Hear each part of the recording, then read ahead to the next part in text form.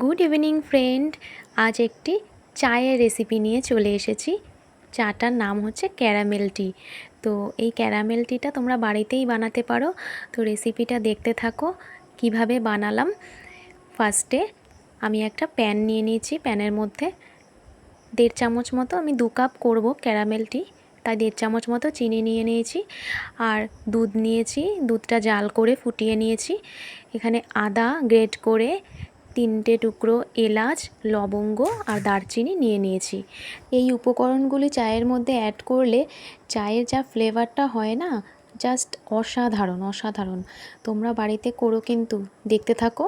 তো প্যানের মধ্যে আমি 1.5 চামচ চিনি নিয়ে নিয়েছিলাম। সেই চিনিটাকে হালকা আঁচে, অল্প আঁচ দিতে হবে, বেশি আঁচ দিলে কিন্তু চিনি পুড়ে একদম প্যানও পুড়ে যাবে, সেটা পোড়া গন্ধ লাগবে, ভালো লাগবে না। তার জন্য হালকা আঁচে চিনিটাকে নাড়তে থাকতে হবে।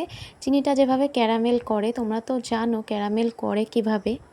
চিনিটা লো ফ্লেমে নাড়তেই থাকতে হবে যতক্ষণ চিনিটা না গলছে।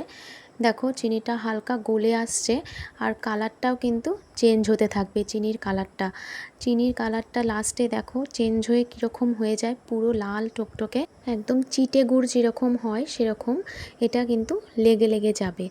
তো এই দেখো কালারটা প্রায় চলেই এসেছে, নাড়তে থাকতে হবে। পুরোটা যতক্ষণ না গলছে ততক্ষণ চিনিটাকে ভালো করে নাড়তে থাকতে হবে। এটা কিন্তু না নাড়লে এটা কিন্তু তলায় লেগে যেতে পারে।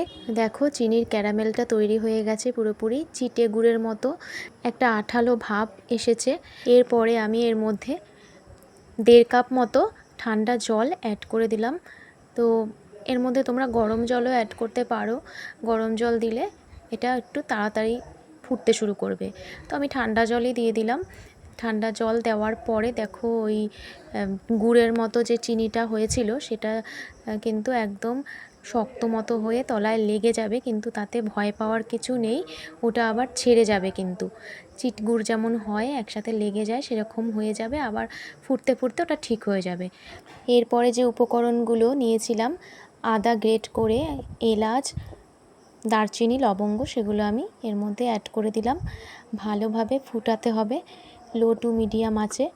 তো আর নাড়তে থাকতে হবে, নিচে যেহেতু চিনিটা আছে ভালোভাবে চিনিটা মিশিয়ে দিতে হবে। এটা ভালোভাবে ফুটে উঠলে আমি 1 চামচ মতো দুধ চা পাতা এর মধ্যে অ্যাড করে দিয়েছি। তো দুধ চা পাতাটা দিয়ে এরপরে আমি এর মধ্যে 1.5 কাপ মতো দুধ অ্যাড করে দিয়েছি। তো দুধ আর চা পাতা একসাথে ফুটবে ভালো মতন। তো ফুটে উঠে যে কালারটা আসবে, সেই কালারটা না আসা পর্যন্ত এটা ফোটাতে হবে। তো একটা সুন্দর কড়া চা যেমন হয় লালচে ভাব, সেই ভাবটা যখন, সেই ফ্লেভারটা আসবে তখন এটা নামিয়ে ফেলতে হবে। তো এই দেখো কালারটা কিন্তু এসেই গেছে। তো এবার আমার ক্যারামেল টি ফাইনালি রেডি হয়ে গেছে।